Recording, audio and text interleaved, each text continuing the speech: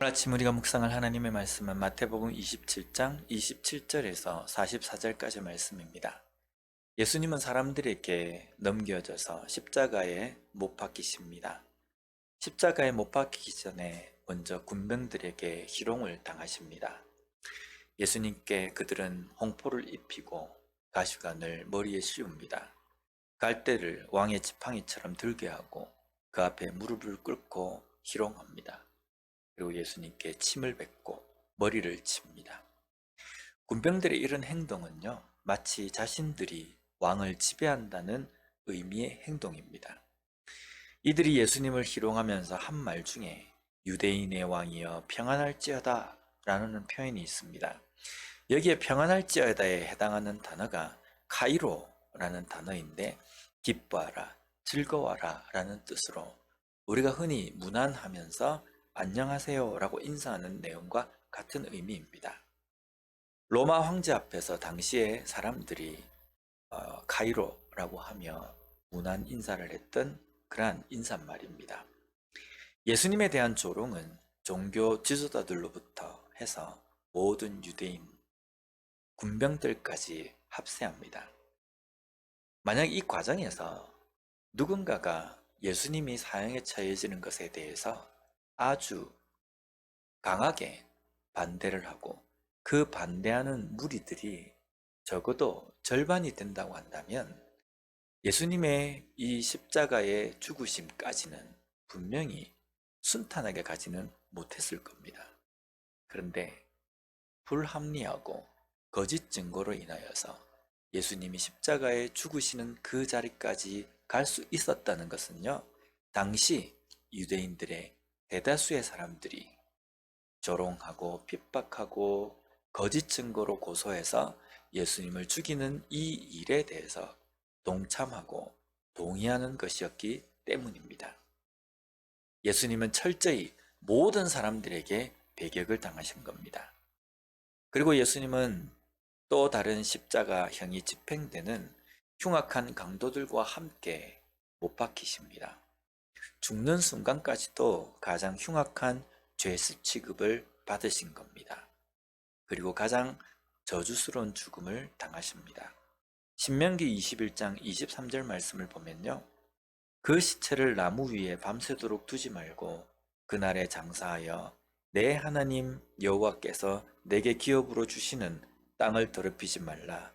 나무에 달린 자는 하나님께 저주를 받았음이니라 라고 말씀합니다. 나무에 달린 자는 하나님께 저주를 받았다라는 겁니다. 즉 예수님께서 십자가에 달려 죽으신 것은 하나님으로부터 저주를 받은 저주스러운 죽음이라는 겁니다. 이런 취급, 이런 조롱, 이런 죽음의 자리에 있어야 하는 사람은 예수님이 아니라 바로 우리들 자신입니다. 그러나 예수님은 우리로 하여금 그 자리에서부터 구원하시기 위해서 친히 그 자리로 들어가신 겁니다. 그러나 우리는 우리의 신분이 이런 조롱과 저주의 죽음의 신분이었음에도 불구하고 이것을 망각할 때가 많이 있습니다. 이것을 망각하는 순간 마치 내가 대우받고 내가 추앙받아야 하며 내가 돋보여야 한다라고 생각합니다.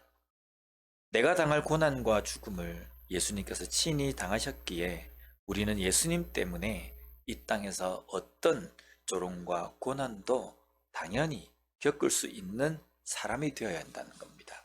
어떤 조롱과 어떠한 핍박과 어떠한 조소에도 예수님께서 나를 위하여서 그보다 더 큰 조롱과 더 핍박을 받으셨기에 우리는 그러한 조롱과 그러한 핍박 앞에서도 잘 감당하고 이길 수 있는 사람이 되어야 한다는 겁니다.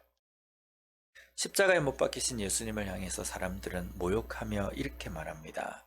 40절에서 43절 말씀을 보면 이르되 성전을 헐고 사흘에 짓는 자여 내가 만일 하나님의 아들이었든 자기를 구원하고 십자가에서 내려오라 하며 그와 같이 대제사장들도 서기관들과 장로들과 함께 희롱하여 이르되 그가 남은 구원하였으되 자기는 구원할 수 없도다. 그가 이스라엘의 왕이로다. 지금 십자가에서 내려올지어다. 그리하면 우리가 믿겠노라. 그가 하나님을 신뢰하니 하나님이 원하시면 이제 그를 구원하실지라. 그의 말이 나는 하나님의 아들이라 하였도다 하며. 여기에 사람들은 예수님을 조롱하며 십자가에 내려오라. 만약에 너가 내려오면 우리가 믿겠다. 라고 이렇게 말을 합니다. 그러나 이 말은 구약에 나와 있는 하나님께서 예언하신 구원, 그리고 메시아 그리스도에 대해서 제대로 알고 있지 못한 것입니다. 인간을 구원하시기 위해서 오신 구원자는 그 구원을 완성하기 위하여서 친히 질고를 지고 죽을 것임을 선지자들 통해서 하나님께서 예언하신 것입니다. 이사야 53장 8절과 9절 말씀을 보면요. 그는 곤욕과 신문을 당하고 끌려갔으나 그 세대 중에 누가 생각하기를 그가 살아있는 자들의 땅에서 끊어짐은 마땅히 형벌받을 내 백성의 허물 때문이라 하였으리요. 그는 강포를 행하지 아니하였고 그의 입에 거짓이 없었으나 그의 무덤이 악인들과 함께 있었으며 그가 죽은 후에 부자와 함께 있었도다. 예수님의 죽어가심은 바로 구원 때문입니다. 구원자가 죽어야 우리에게 구원이 온다는 것입니다. 지금 십자가에 내려올지어다 라는 것은요, 예수님의 그 구원의 사역에 대해서 마치 값싼 싸구려처럼 말하고 있는 것입니다. 주님께서 당하신 조롱과 죽음은 나를 구원하시기 위해서 당하신 것입니다. 예수님께서 당하신 그 저주스러운 죽음 또한 우리를 구원해 주시기 위해서 당하신 죽음이시라는 겁니다. 그렇기 때문에 우리는 예수님께서 우리를 위해서 죽어주셔서 우리에게 주신 그 구원의 은혜를 감사하며 사는 삶이 되어야 합니다. 그리고 그 은혜를 주신 하나님의 말씀에 순종하며 사는 것이 당연한 것입니다. 이 고난주간에 이 은혜를 다시 한번 묵상하고 나에게 오게 된 이 구원의 은혜가 얼마나 큰 대가가 지불된 것인지를 다시 한번 깊이 묵상하는 시간이 되었으면 좋겠습니다.